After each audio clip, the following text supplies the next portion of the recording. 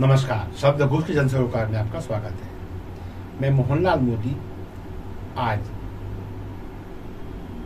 नागरिकता कानून संशोधन अधिनियम को लेकर उसके हालातों को लेकर आपके सामने हूं। हम सभी जानते हैं भारत में अब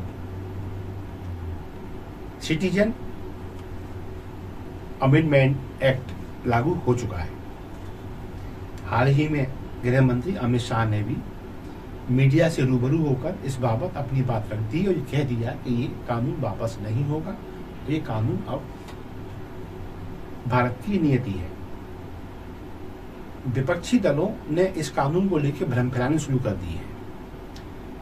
मसलन मुसलमानों को भड़काया जा रहा है, आपकी नागरिकता छीन जाएगी, आपसे नागरिक होने के सबूत मांगे जाएंगे।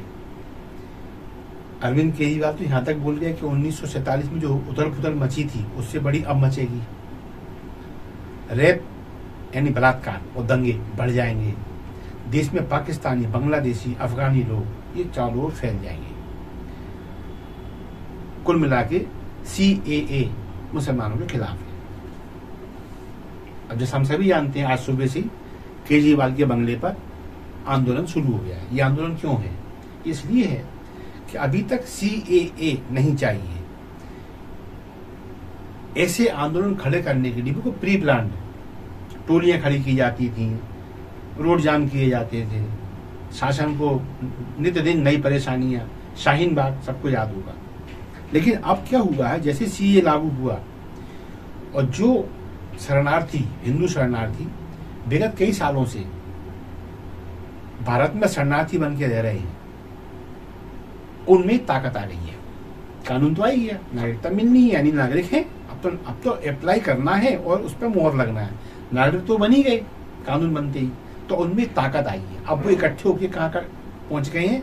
जो विरोध कर रहे हैं उनके बंगलों के सामने, और उनको कह रहे हैं कि तुम्हें शर्म नहीं आती?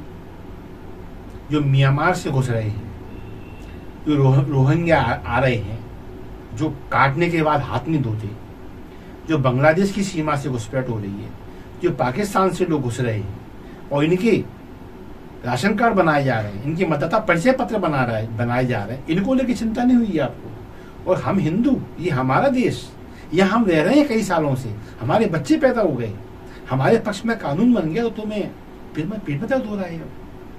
तो अब इनके घेराव शुरू हो गए हैं और केजरीवाल का बंगला तो सुबह से घेरा हुआ है।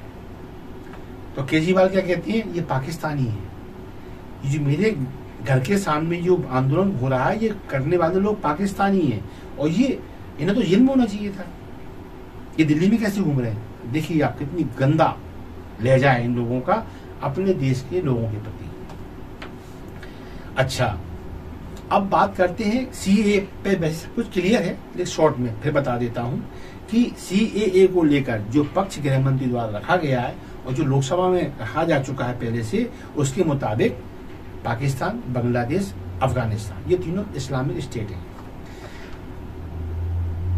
विभाजन के दौरान या अखंड भारत जैसे जैसे टूटता गया, उस दौरान हमारे हिंदू भाई बहुत सारे अफगानिस्तान में, पाकिस्तान में, बांग्लादेश में रह गए। अब वो वहां अल्पसंख्यक हैं, क्योंकि ये तीनों देश इस्लामिक स्टेट है। तो इन तीनों देशों की परिस्थितियों को ध्यान में रख के कानून बनाया गया कि वहां जो अल्पसंख्यक हिंदू, सिख, ईसाई, जैन, बौद्ध, पारसी आदि रह रहे हैं, उनका शोषण हो रहा है, धर्म परिवर्तन हो रहा है, बहन बेटियों को उठाया जा रहा है, उनका बलात्कार किया जा रहा है, धर्म परिवर्तन के लिए बाध्य किया जा रहा है, जबरन उनकी शादियां मुसलमान युवकों से कराई जा रही हैं। ऐसे स्थिति में वो भारत भाग भाग के आ रहे हैं, और 2014 तक तो लाखों लोग यहाँ आ चुके हैं, यही भारत में रह रहे हैं। तो फिर इनको यहाँ की नागरिकता मिलनी चाहिए। ये कानून इसलिए है। एक बात और, अब लोग कहते हैं कि मुसलमानों के लिए क्यों रास्ते नहीं खोले? तो भाई इस्लामिक स्टेट तो वो है ही है, वो एक इस्लामिक स्टेट में ही रह रहे हैं, उनको वहां परेशान करने वाला कौन है? हम तो उन रास्ते उनको खोल रहे हैं जो परेशान है।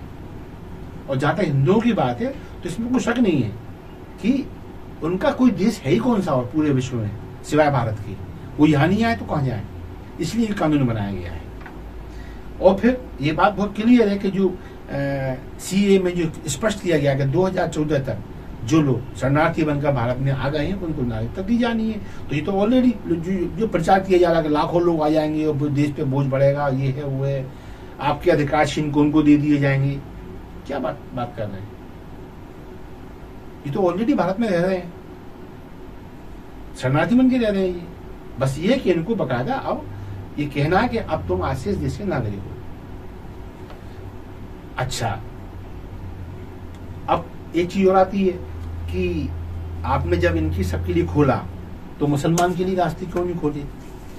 तो भारतीय संविधान के अनुसार किसी भी देश के, किसी भी राष्ट्र के रहने वाले व्यक्ति के लिए ये रास्ते राष्ट्रीय मानक अनुसार सदैव खुले रहते हैं कि वो किसी देश में, भारत समेत भारत में भी वो अपनी नागरिकता के लिए आवेदन तो कर ही सकता है, कभी भी कर सकता है।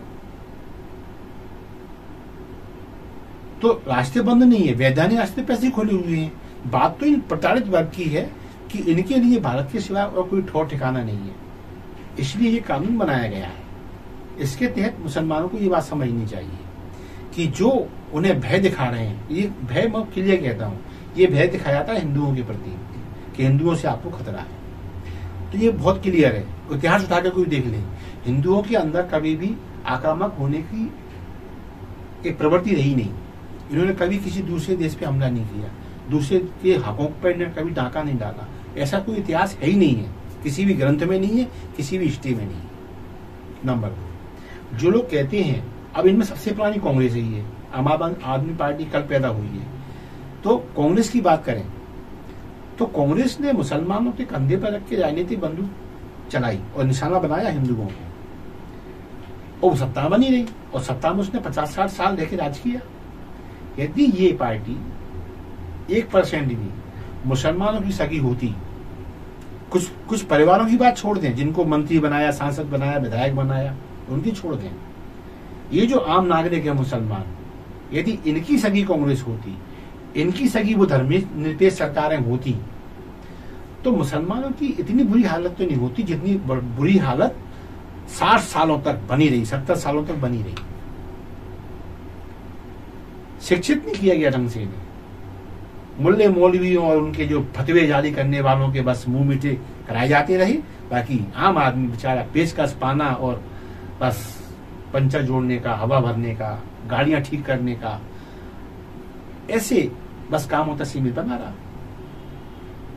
तो मुसलमानों को ये बात समझनी चाहिए, हिंदू आक्रांता होता, यदि होता तो ये मुसलमानों की आबादी इतनी नहीं बढ़ पाती, यदि हिंदू आक्रांता होता। लेकिन मुसलमान यदि यहाँ फल फूल रहा है तो इसलिए फल फूल रहा है कि हिंदू का इसको ध्यान देता ही नहीं है कि दूसरे की पूरी रोटी को देख के फालतू टेंशन पालना।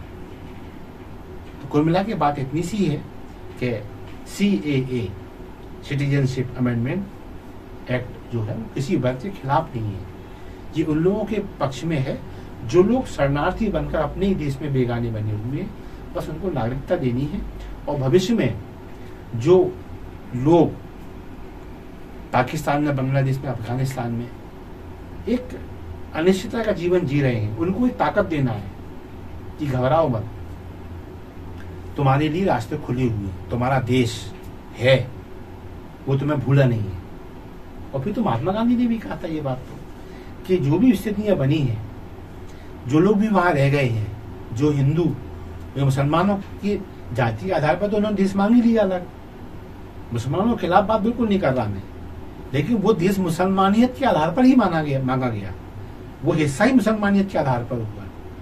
तो फिर उनका तो देश हो ही गया ना जो गए, लेकिन जो हिंदू अल्पसंख्यक वहां रह गए, ये तो महात्मा गांधी ने भी कहा था कि कल को यदि वे वापस आना चाहें या जो वहां रह गए हैं वो इधर आना चाहें दुर्भाग्यवश परेशान होकर, तो इस देश को उनके लिए रास्ते खोलना चाहिए। वही तो हो रहा है। बस ये बात अल्पसंख्यक वर्ग समझ जाए, नहीं तो कभी समझेंगे नहीं, तो फिर विवाद का कोई कारण नहीं है। बस इसी के साथ मैं मोहनलाल मोदी कार्यक्रम को विराम दूंगा। हमारे कंटेंट देश हित में, जनहित में यदि लगते हैं आपको ऐसा है तो प्लीज इन्हें लाइक करें, इन्हें शेयर करें। शब्द घोष आपका अपना चैनल है, इसे सब्सक्राइब करना ना भूलें। धन्यवाद। जय हिंद, जय भारत।